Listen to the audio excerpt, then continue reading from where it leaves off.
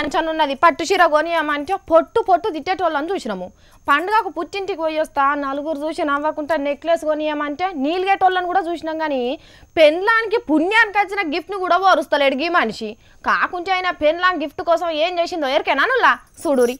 పుణ్యానికి వస్తే ఫినాయిల్ కూడా తాగుతారు అని అనంగిన్నాం. కానీ ఈ రష్యా మనిషి మొత్తానికి రివర్స్ ఉన్నాడు. ఈయన పేరేందో తెలియదు కానీ పెన్లాం లక్కీ కూపన్ల కార్ గెలుచుకుంటే చూసిన రానుల్లా ఏం చేస్తున్నాడో దాని నిండా సిమెంట్ నింపిస్తున్నాడు. కొత్త కారణం ఇట్లా నాశనం చేయబెట్టనేవరో మెంటల్ గినా లేచిందా ఏంది మనిషికి అని అనిపిస్తున్నది కదా. మెంటల్ మించిన మెంటల్ లేచింది పెన్లాం మీద కోపంతోని. అరే పెన్లాం కార్ల తిరిగితే కండ్లమంటాయి అంత తప్పేం చేసింది అంటే ఇలా దేశంలో ఒక సూపర్ మార్కెట్ కంపెనీ వాళ్ళు మీ ఇంటి పేరు తీసేసి మా దుకాణం పేరు పెట్టుకొని తిరిగితే కారు గిఫ్ట్కి ఇస్తామని అన్నారట. కారు కోసం మొగని ఇంటి పేరు తీసేసుకొని సూపర్ మార్కెట్ అని పెట్టుకున్నదట. మరి కట్టుకున్న మొగనికి పెట్టుకున్న పేరే గొప్పయే, అది లేకుండా చేస్తే కోపం రాదా? నేను మొగన్ నుండంగా నువ్వు సూపర్ మార్కెట్ అని పేరు పెట్టుకున్నావంటే ఆ సూపర్ మార్కెటేనా నీ మొగడు? ఈ కారేనా నీతో సంసారం చేసేది? ఆగు దీని సంగతే చూస్తా అని గిట్ల కార్ నిండా కాంక్రీట్ తో నింపించిండు.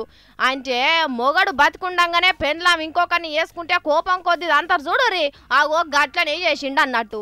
కానీ వీరి కోపం చిత్రం కాకపోతే ఈ కార్ల మొత్తం సిమెంట్ పోస్తే ఎవ్వలకు పనికి రాకుండా అయిపోయే. ఏదో తలకాయల పురుగు తిరిగి కారు తెచ్చుకున్నది పెన్లాము. కాయిష్ పడితే నాదే కార్ అని చెప్పుకొనుండే, నేనే డ్రైవర్ సీట్లో కూర్చుంటాననుండే. అంత రేషమే ఉంటే కారు మీద మొత్తం మొగన్ పేరే రాసుకుంటే కాకపోయిందా? గిట్లా చేస్తే ఏం తెలివి కల్లా పని అంటారు. కారు కోసం మొగన్ ఇంటి పేరు కూడా మార్చుకునేటంత పెన్లాన్ తన్లాట పెట్టుకున్నదంటే మొగడే ముందుగాల కొనియాలే రేషం ఉంటే. ఈ అవ ఎంత పని అయిపోయారా కారు. ఆయన ఆడోళ్ళు కూడా జర ఆలోచన చేయాలుల్లా. ముచ్చట సంబరం మీద మొగన్ని మర్చిపోయినా మంచిదే గాని మొత్తానికి మొగన్నే మార్చుకుంటే ఎట్లనుల్లా? పేర్లనైనా సరే తలకాయ తిరిగేటట్టు చేయరా మొగోళ్ళు?